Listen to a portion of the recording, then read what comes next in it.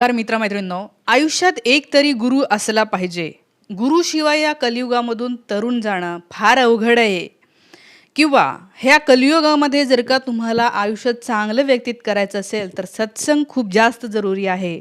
आणि सत्संग म्हणजे साधू संतांच्या सोबत राहणं. असं जर का तुम्ही ऐकलं असेल, तर हा व्हिडिओ तुमच्यासाठी आहे. शेवटपर्यंत बघा. कारण की या व्हिडिओमधनं तुमचे खूप सारे मिथ तुटणार आहे. आता कॅप्टन खरातच्या निमित्ताने जे वेगवेगळे प्रश्न महाराष्ट्रातल्या जनतेला पडले, ते खरंच पडायला पाहिजे होते. लोकांना असं वाटायला लागलं, की इतका मोठा बंधू-बाबा, इतकं महिलांसोबत वाईट-वाईट प्रकार करतो. CCTV त्याचे बाहेर आलेले आहे. त्याच्यातनं दिसतंय, की तो स्वतःचं मूत्र त्या ग्लासमध्ये ओततोय, ते देतोय प्यायला. FIR केलेल्या महिलांनी सुद्धा सांगितलंय, की अत्यंत कडवट असं पेय प्यायला दिलं. तिच्यासोबत छळ केला. तिला सांगितलं, की आता तू जर हे कोणाला सांगशील, तर तुझा नवरा मरून जाईल.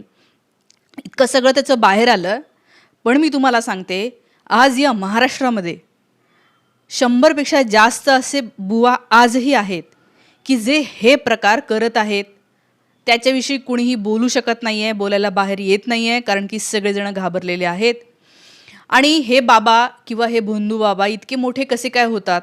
हाही प्रश्न जो सगळ्यांना पडला आहे, त्याचंही उत्तर मी देते. तर हे बघा, काय आहे, की एखाद्या व्यक्तीला मोठं व्हायचं असेल, पैसा कमवायचा असेल, तर आज आपल्याकडे जे आहे ते चांगला अभ्यास करून नोकरी मिळवावी लागते. ती खूप अवघड झालेली आहे. मग काही येड्या दिमाखाचे लोकं असतात, त्यांना असं वाटतं, की आपण लोकांना उल्लू बनवूया. ते सगळ्यात सोपं काम आहे. मग त्यासाठी काही नाही, फक्त थोडासा ड्रेस बदलवायचा, चेंज करायचा. आता समजा हे मी काळं घातलंय, भगवं-बिगवं घातलं, डोक्यावरून असा पदर-बिदर घेतला आणि टिक्का-बिक्का लावला आणि 4 लोकांना ₹1000 रुपये द्यायचे आणि सांगायचं, की तुम्ही रस्त्याने फिरा आणि जो कोणी भेटेल, जे कोणी त्रासामध्ये आहे असं दिसेल, त्यांना फक्त हे सांगत राहायचं तुम्ही, की अशा-अशा मॅडम आहेत, अशा-अशा आहेत आणि त्यांचा प्रभाव खूप आहे. त्यांच्यामुळे माझी ही बिमारी ठीक झाली. आमच्या ते शेजारी बाळ होत नव्हतं, त्यांना लेकरू व्हायला लागलंय. त्या पोरीला नोकरी लागत नव्हती, तिला नोकरी लागली. असं फक्त 4 लोकांना जरी सांगितलं, तरी त्याचा परिणाम इतका होतो, की ते असं फर्स्ट हँड ऐकतात आणि लोकांना असं वाटतं, "अरे, एका माणसाने मला सांगितलं, मी पण करून बघते." ते येतात, फीस देतात. सुरुवातीला फी अत्यंत छोटी असते, विधी पण एकदम छोटा असतो आणि मग जनरल गोष्टी ते सांगतात. आता बघा, तुमच्या आयुष्यात थोड्या समस्या आहेत, असं जर मी तुम्हाला सांगितलं, हे वाक्य सगळ्यांसाठीच खरं आहे ना.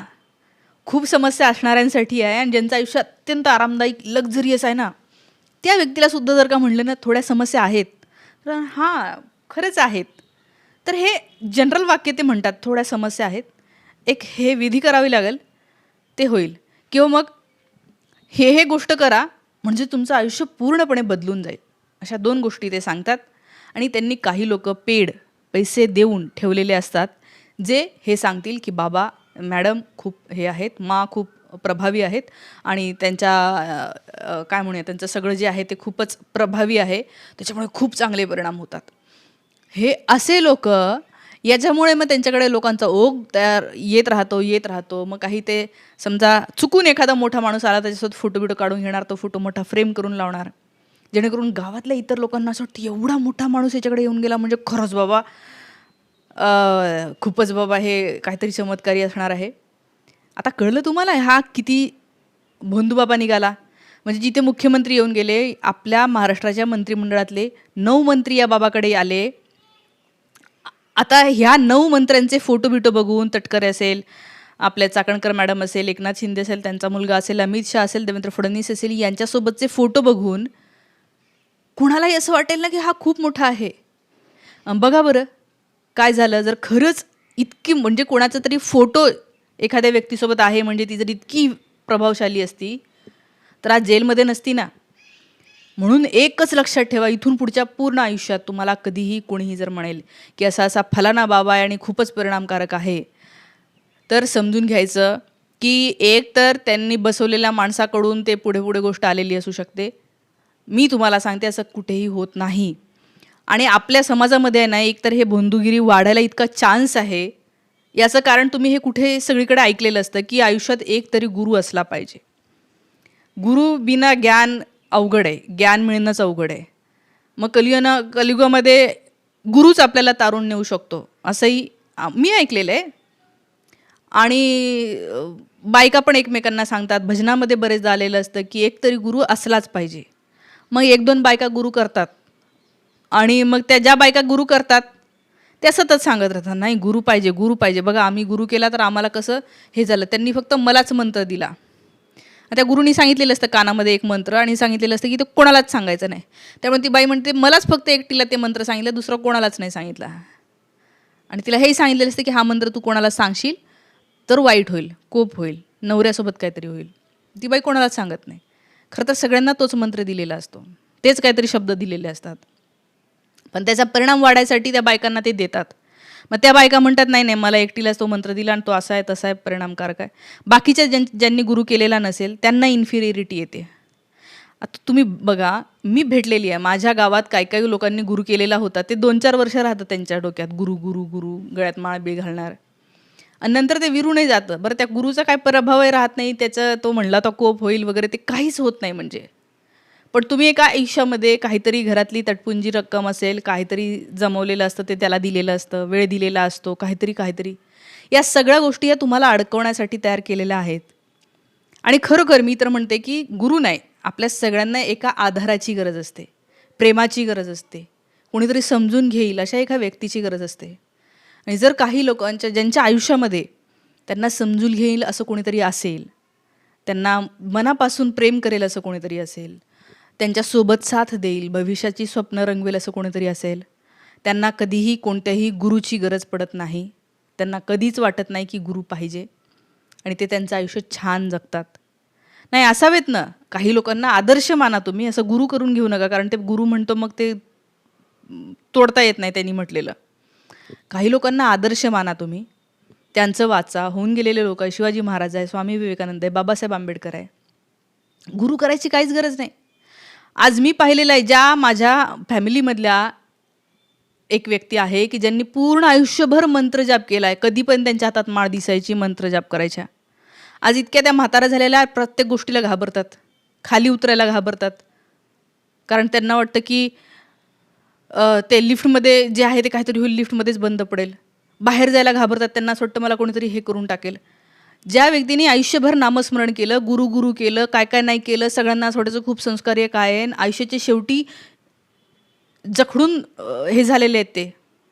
असे कितीतरी लोक आहेत, मी तुम्हाला सांगते की एक टप्प्यापर्यंत ते त्या गोष्टी करतात आणि नंतर ते अनेक विकृती त्याच्यामध्ये घुसतात. म्हणून मी सांगते, मोकळं व्हा, लिबरल व्हा, मोकळं करा स्वतःला.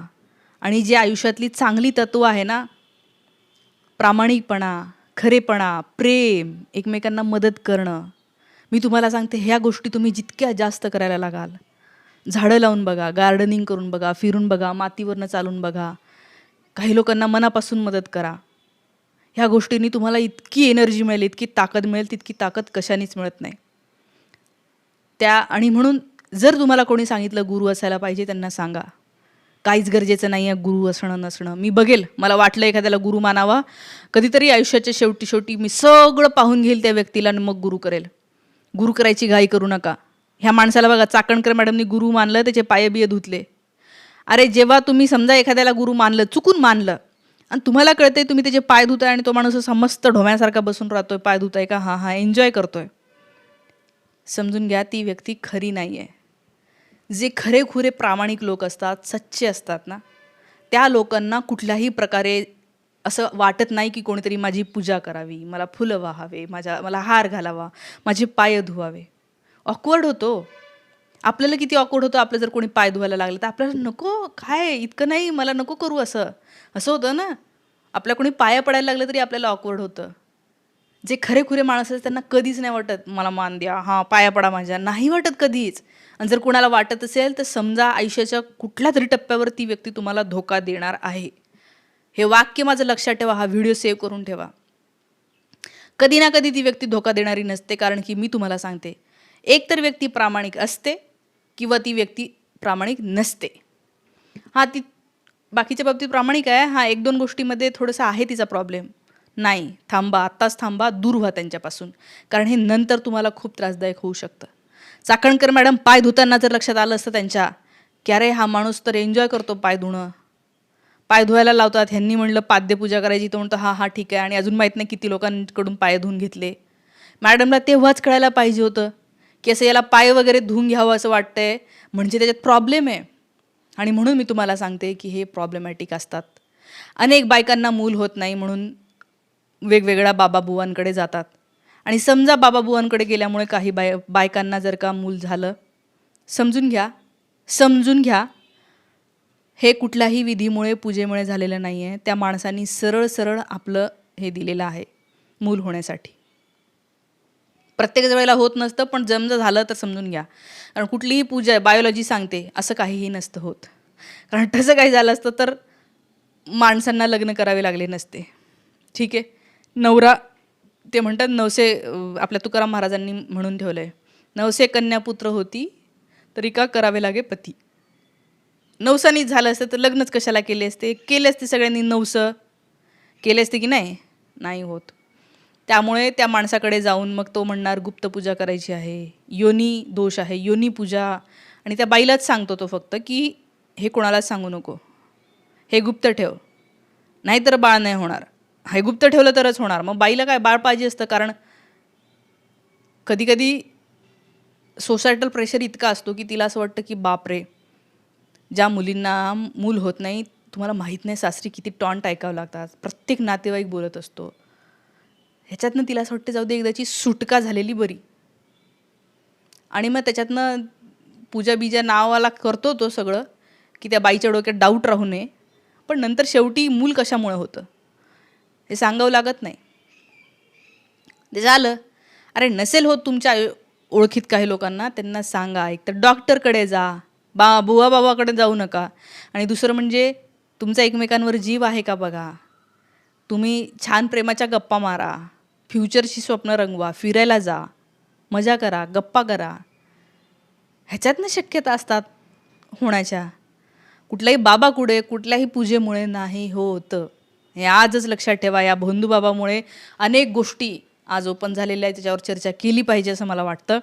आणि तर हे असं सगळं आहे. एक तरी गुरु असावा असं जर कोणी सांगितलं तर थांबवा, त्यांना म्हणा काही गरज नाही आहे आणि आम्ही खुश आहोत. आयुष्यात खूप चांगले लोक, प्रामाणिक लोक सोबत आहेत आणि आम्ही प्रामाणिक विचारांचे जे आहे ते पुढे नेतो, प्रामाणिक विचारांचा प्रचार प्रसार करतो. हेच आज सगळ्यात मोठं पुण्याचं काम आहे जर कोणतं असेल तर. थांबते. धन्यवाद. व्हिडिओ जास्तीत जास्त लोकांपर्यंत शेअर करा जर आवडला असेल तर.